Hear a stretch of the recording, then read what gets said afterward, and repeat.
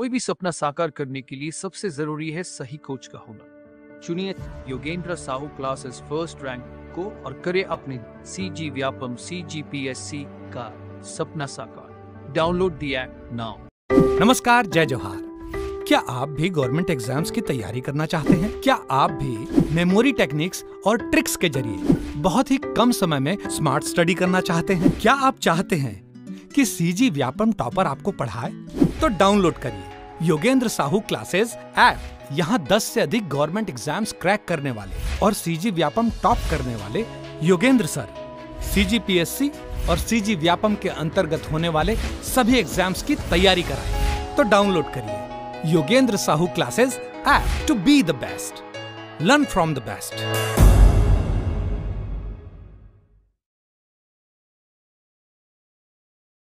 बनेगा या एक जनपद पंचायत बनेगा, इसका भी अधिसूचना कौन जारी करता है? राज्यपाल करता है। ठीक है। सदस्य, ग्राम सभा के सदस्य वे लोग होते हैं जिनका उस ग्राम पंचायत की मतदाता सूची में नाम हो। वो सभी लोग किसके सदस्य होते हैं? ग्राम सभा के सदस्य होते हैं। ठीक है।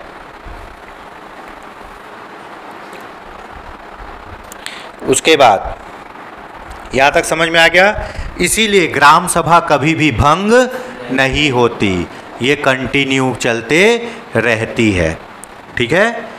ग्राम सभा क्या होता है? किसी ग्राम पंचायत क्षेत्र में जो मतदाता सूची है, उस मतदाता सूची में जिनका नाम है वो ग्राम सभा के क्या होंगे? सदस्य। ग्राम सभा की अधिसूचना कौन जारी करता है? राज्यपाल। और इसीलिए ग्राम सभा कभी भंग नहीं होता, ये एक स्थायी संस्था है। क्या? ग्राम सभा। ठीक।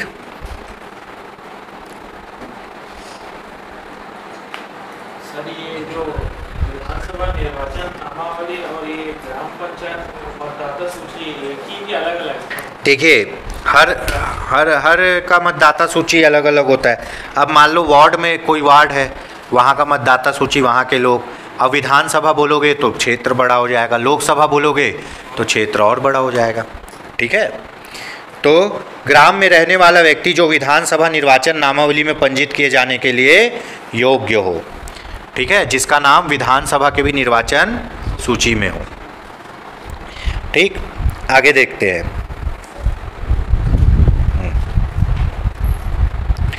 ग्राम सभा को क्या कहा जाता है? लघु संसद कहा जाता है। क्या कहा जाता है? लघु संसद। ठीक है। यह एक स्थायी संस्था है जो कभी भी भंग नहीं होती। ठीक है। ये हो गया।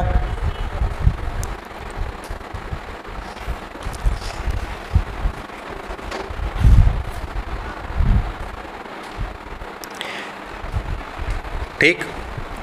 अब देखते हैं इसकी मतदाता सूची कैसे तैयार होती है। कहाँ की? ग्राम सभा की। क्यों? क्योंकि जो लोग ग्राम सभा में कौन आएगा? जिनका नाम मतदाता सूची में हो, वही लोग आएंगे ग्राम सभा में। तो मतदाता सूची कैसे तैयार होती है? ठीक है। धारा 4 के अनुसार ग्राम की मतदाता सूची, प्रत्येक ग्राम के लिए क्या होगा? एक मतदाता सूची। छत्तीसगढ़ पंचायती राज अधिनियम के धारा 4 में कहा गया है हर गांव का एक वोटिंग लिस्ट होगा, और होता भी है भाई, है ना, कि कौन कौन लोग हैं। दूसरा, धारा 5 के अनुसार ग्राम के मतदाताओं का पंजीकरण, प्रत्येक गांव की एक मतदाता सूची होगी। कोई भी व्यक्ति को उस ग्राम का मामूली तौर पर निवासी या उस गांव की मतदाता सूची में पंजीकृत करने के लिए हकदार होगा। प्रत्येक ग्राम के ऐसे प्रत्येक व्यक्ति जो उस ग्राम से संबंधित विधानसभा निर्वाचक नामावली में पंजीकृत किए जाने के लिए पात्रता रखता हो, या जिसका नाम उस ग्राम से संबंधित विधानसभा निर्वाचन नामावली में दर्ज हो। अब गांव की मतदाता सूची कैसे तैयार करते हैं? एक तो गांव की जो मतदाता सूची होती है, या फिर वो गांव जिस विधानसभा क्षेत्र के अंतर्गत आता है, उस विधानसभा क्षेत्र के मतदाता सूची में अगर नाम होगा तो उसका नाम भी उस ग्राम के मतदाता सूची में रखा जाएगा। ठीक है। इस प्रकार से आपका क्या होता है? मतदाता सूची तैयार होती है। और इसी मतदाता सूची में आने वाले लोग क्या कहलाते हैं? ग्राम सभा के सदस्य। यदि किसी व्यक्ति का नाम अन्य स्थानीय प्राधिकारी से संबंधित निर्वाचक नामावली में पंजीकृत है, वह ग्राम की मतदाता सूची में पंजीकृत होने का हकदार नहीं होगा। ठीक है, अगर कोई बाहर का आदमी है तो वो गांव का कैसे हो सकता है? आप उस गांव के होने चाहिए जिस गांव के में आपका नाम है, या आपका नाम उस गांव के मतदाता सूची में होना चाहिए। ठीक है, कोई भी व्यक्ति एक से अधिक गांव के मतदाता सूची में अपना नाम नहीं रखवा सकता। ये नहीं कि ये गांव के ग्राम सभा में भी सदस्य है और वो गांव के ग्राम सभा में भी सदस्य है, आप रहोगे एक ही जगह।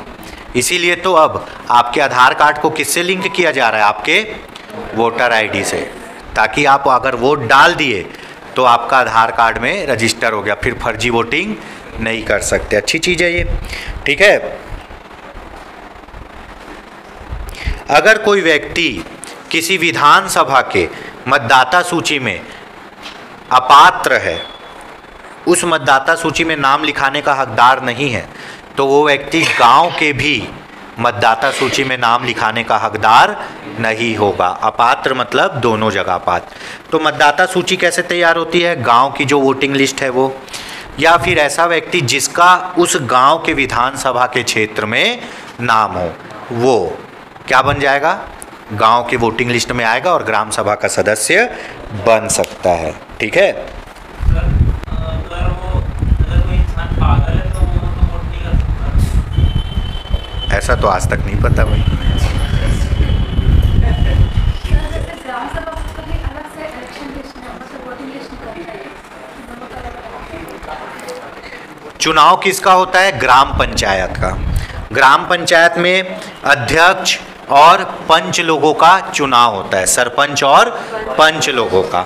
ठीक है, उप सरपंच को चुना जाता है अपने बीच में से। तो जो लोग सरपंच और पंच को वोट डालते हैं उनका वोटिंग लिस्ट होता है ना, और वही वोटिंग लिस्ट में आने वाले सभी लोग क्या बनाते हैं मिलके? ग्राम सभा। ठीक है, वो ऑटोमेटिक बाय डिफ़ॉल्ट जिनका नाम गांव की मतदाता सूची में है वो ऑलरेडी ग्राम सभा के सदस्य हैं। ठीक है, ये होता है। इनका कोई रेस्पॉन्सिबिलिटी, कोई काम होता है, सब काम यही करते हैं, पूरा काम ही ग्राम सभा करती है। ग्राम सभा मॉनिटर करती है कि गांव में सब काम ठीक ठाक हो रहा है या नहीं। ठीक है, सामाजिक अंकेक्षण करती है कि सब काम ठीक ठाक हो रहा है या नहीं। आगे देखते हैं। ठीक है, ग्राम सभा कभी भी भंग नहीं होती। क्यों? क्योंकि इसमें वो लोग आते हैं जिनका नाम मतदाता सूची में हो।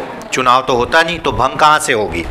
चलिए, ग्राम सभा की बैठक के लिए, ग्राम सभा की भी बैठक होती है भाई। अब ग्राम सभा की बैठक में आ जाते हैं। अपन इतना पढ़ चुके हैं, क्या क्या पढ़ चुके हैं? सबसे पहले क्या है ना, सबसे पहले है ना क्या कि ग्राम सभा क्या होता है? जिनका नाम उस गांव के वोटिंग लिस्ट में हो वो क्या कहलाएंगे? ग्राम सभा के सदस्य। अब ये कभी भंग नहीं होता। ठीक है, इसको आधारभूत इकाई माना गया है किसका? पंचायती राज व्यवस्था का, ग्राम सभा को। तो ग्राम सभा का भी बैठक होता है, उन लोग भी काम करते हैं। तो ग्राम सभा की बैठक के लिए कोरम कितना होता है? गणपूर्ति, है ना, वो देख लेते हैं। गणपूर्ति उस न्यूनतम संख्या को कहा जाता है जिसके बगैर बैठक चालू नहीं होगी। अपन पढ़े हैं संविधान में, कितना है संसद की बैठक के लिए गणपूर्ति? 1/10। ठीक है, तो ऐसी ग्राम सभा की बैठक के लिए भी गणपूर्ति रखा गया है, जो कुल सदस्य संख्या का कितना है? 1/10। सेम वही ग्राम सभा के ग्राम सभा के जितने सदस्य हैं 1/10 सदस्य बैठक में उपस्थित होंगे, तभी बैठक क्या होगी? चालू होगी। ठीक है, उस 1/10 में 1/3 क्या होनी चाहिए? महिला होनी चाहिए। महिला को यहाँ पावर दिया गया है जी, महिला सशक्तिकरण किया गया है ना। सामान्य क्षेत्र में, अनुसूचित क्षेत्र में नहीं, सामान्य क्षेत्र में ग्राम सभा की बैठक के लिए कोरम कितना है? 1/10, जिसमें कितनी महिलाएं होनी चाहिए? 1/3। ठीक है। और यही बैठक अगर अनुसूचित क्षेत्र के ग्राम सभा में होती है तो वहाँ बैठक के लिए गणपूर्ति कितनी है, 1/3, और जिसमें महिलाएं भी कितनी होनी चाहिए, 1/3। ये पूछा जाता है सामान्य क्षेत्र में ग्राम सभा की बैठक के लिए कोरम कितना होता है, 1/10, जिसमें महिला कितनी होनी चाहिए, 1/3। अनुसूचित क्षेत्र में ग्राम सभा की बैठक के लिए कोरम होता है 1/3 कुल सदस्य संख्या का, जिसमें महिला भी कितनी होनी चाहिए, 1/3।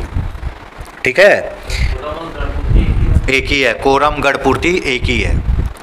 अब ग्राम सभा की बैठक के लिए कोरम पूरा करने का जिम्मेदारी किसका होता है, सरपंच और संबंधित वार्ड के पंच का, सरपंच और संबंधित वार्ड के पंच का। इन्हीं लोग भैया बैठक के लिए आदमी लाएंगे, है ना।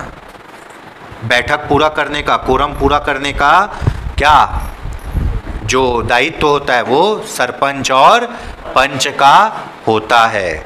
ठीक है, उसके बाद देख लेते हैं आगे।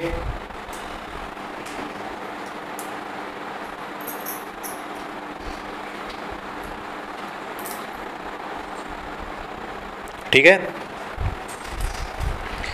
ग्राम सभा की बैठक की अध्यक्षता। अब ग्राम सभा का बैठक होगा, है ना। बैठक की अध्यक्षता कौन करता है सामान्य क्षेत्र में, सरपंच।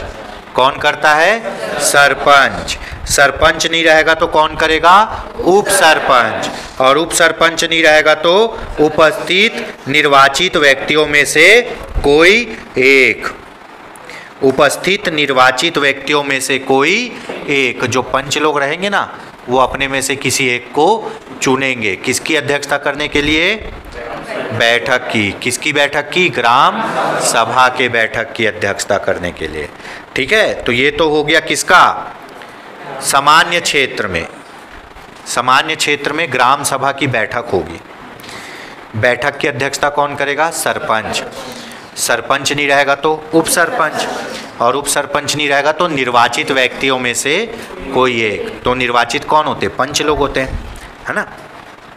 जैसे आपके यहाँ पे पार्षद होता है ना, वैसे ही ग्राम पंचायत में क्या होता है, पंच। ठीक है, जैसे आपके यहाँ महापौर होता है वैसे ही वहाँ क्या होता है, सरपंच होता है। ठीक है, अब देखते हैं अनुसूचित क्षेत्र में। सामान्य क्षेत्र का तो देख लिए, अनुसूचित क्षेत्र में क्या होता है। अनुसूचित जनजाति का ऐसा सदस्य जो सरपंच, उप सरपंच या पंच ना हो एवं उपस्थित सदस्यों के बहुमत से चुना गया हो। ये बहुत बड़ा डिफरेंस है। सामान्य क्षेत्र में तो पंच किससे, सरपंच से अध्यक्षता करा लिए, वो नहीं रहेगा तो उप सरपंच से, वो नहीं रहेगा तो निर्वाचित व्यक्तियों में से कोई एक कर लेगा। लेकिन अनुसूचित क्षेत्र में, ट्राइबल एरिया में जब ग्राम सभा की बैठक होगी तो उस बैठक की अध्यक्षता अनुसूचित जाति का ऐसा सदस्य जो सरपंच, उप सरपंच और पंच ना हो, जो किसी भी पद पर ना हो, केवल क्या हो, ग्राम सभा का सदस्य हो। अपने में से एक को चुनेंगे और वो आदमी क्या करेगा, अध्यक्षता करेगा। क्यों, क्योंकि उनके हितों की रक्षा हो सके, है ना। सरपंच, उप सरपंच क्या पता अच्छे से काम ना करें। तो अनुसूचित क्षेत्रों में अनुसूचित क्षेत्रों को ही पावर दे दिया गया है। वहाँ ग्राम सभा के बैठक की अध्यक्षता ना तो सरपंच करता है, ना उप सरपंच करता है और ना ही पंच करता है।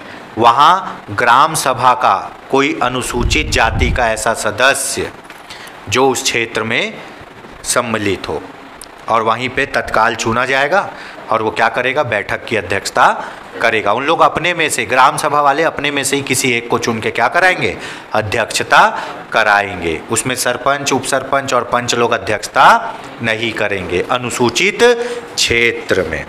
ठीक है, ये हो गया।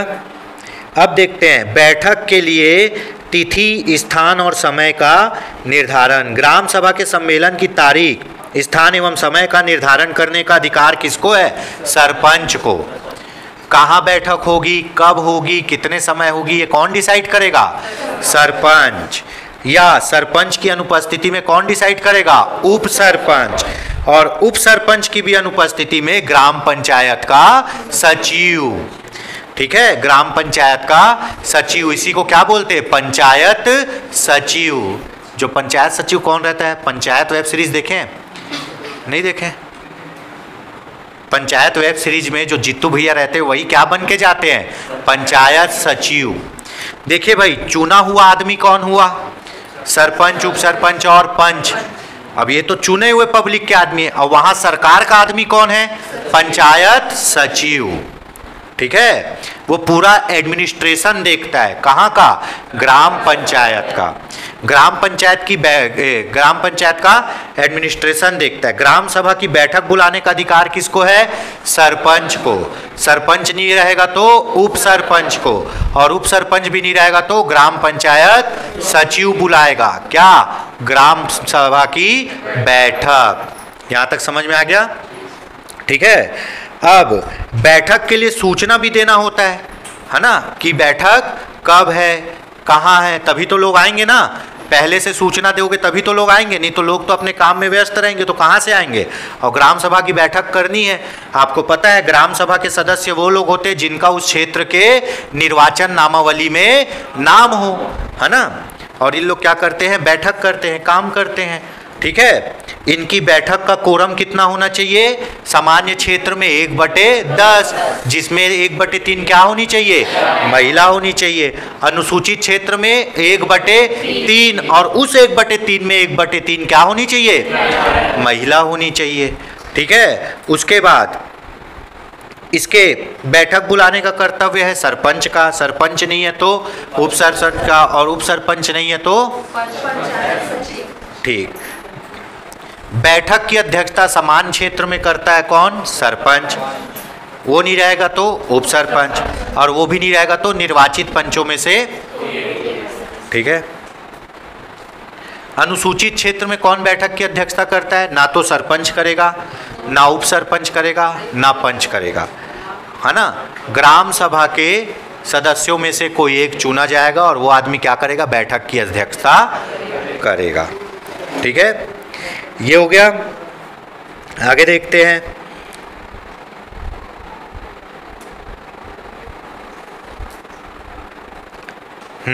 सूचना देने का तरीका। ग्राम सभा की प्रत्येक बैठक की सूचना जिसमें तारीख, समय, स्थान और समयवार किए जाने वाले कामकाज का उल्लेख करते हुए सम्मेलन की तारीख कम से कम 7 दिन पूर्व सूचना दी जाएगी।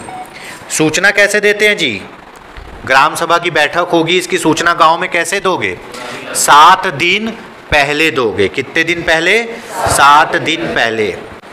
समय लिखा रहेगा कब होगी बैठक, स्थान लिखा रहेगा, और कौन कौन से विषय पर चर्चा होगी वो सब विषय लिखे होंगे। और ये कितने दिन पहले बताना है?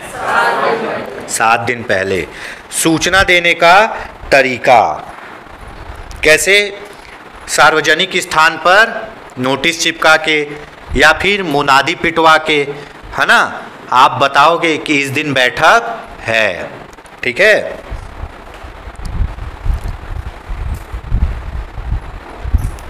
यहां तक हो गया? समझ में आ गया? ठीक, आगे बढ़े, है ना। आगे देखते हैं।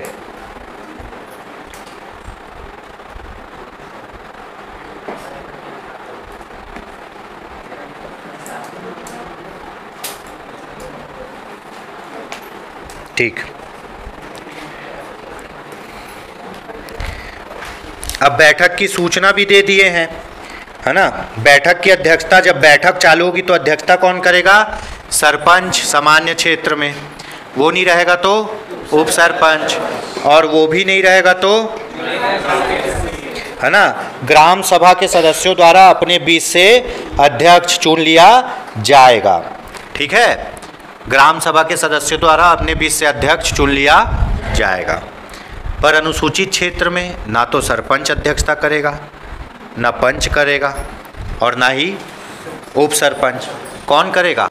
वहाँ के अनुसूचित क्षेत्र की ग्राम सभा का कोई भी सदस्य जो उसी समय चुना गया हो। ठीक है,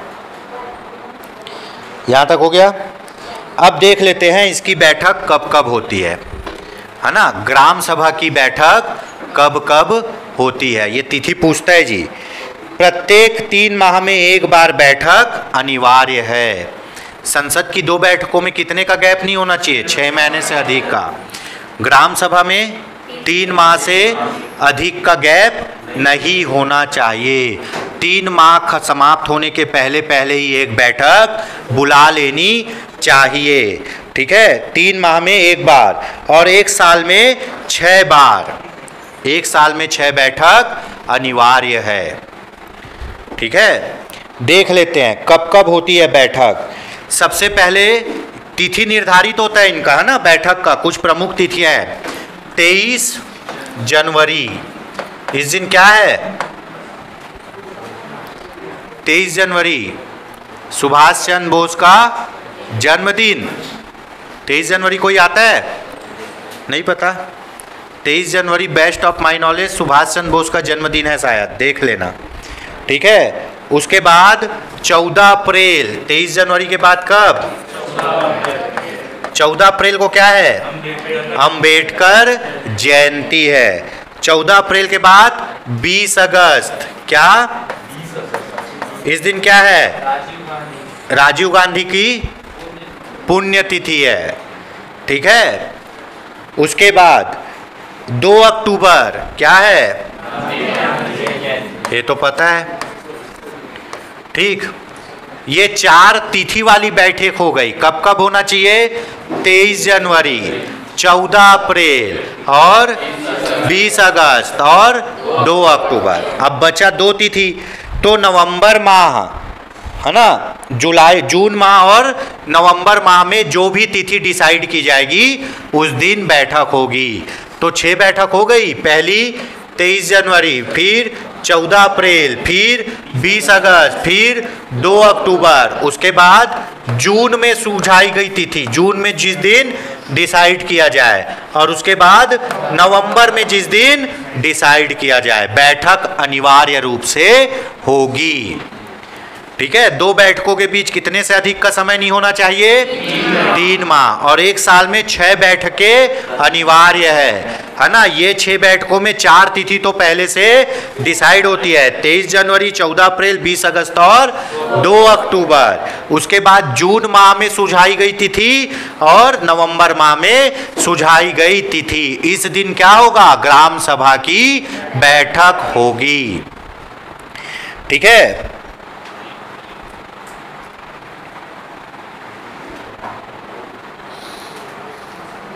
ये हो गया। उपरोक्त 4 तिथि में, ये 4 तिथि में तो ग्राम सभा की बैठक होगी। उसके बाद जून और नवंबर में भी होगी, है ना। 6 बैठक होना अनिवार्य है और प्रत्येक 3 माह में एक बैठक होना अनिवार्य है। ठीक है, इसके अलावा अगर कुछ विपरीत परिस्थितियां आ जाती है, जरूरत पड़ता है, तो ग्राम सभा के कुल सदस्य संख्या के 1/3 लोग अगर मांग की जाए तो 30 दिन के भीतर ग्राम सभा का सम्मिलन आवश्यक है। ठीक है, अब मान लो अपने को इनके अलावा भी और बैठक करनी है, जरूरी है, तो ग्राम सभा के कुल सदस्य का कितने लोग? 1/3 लोग मांग करेंगे कि हमको बैठक बुलाना है। तो 30 दिन के अंदर क्या बुलाया जाएगा? बैठक बुलाया जाएगा। ठीक है, ये हो गया। उसके बाद अगर कभी जनपद पंचायत का अध्यक्ष, जिला पंचायत का अध्यक्ष या जिला का कलेक्टर बोले तो 30 दिन के अंदर ग्राम सभा की बैठक होगी, है ना। कई बार इन लोग भी बुला लेते हैं, जनपद पंचायत का अध्यक्ष, जिला पंचायत का अध्यक्ष या जिले का कलेक्टर बोलेगा भैया बैठक बुलाओ, तो 30 दिन के अंदर क्या होगा? ग्राम सभा की बैठक होगी, है ना। सदस्य चाहे तो 1/3 सदस्य चाहेंगे तो बैठक होगी, और अगर जिला पंचायत, जनपद पंचायत और कलेक्टर चाहेंगे तो भी 30 दिन के अंदर बैठक होगी। ठीक है, यहां तक समझ में आ गया? ठीक, आज के लिए इतना ही।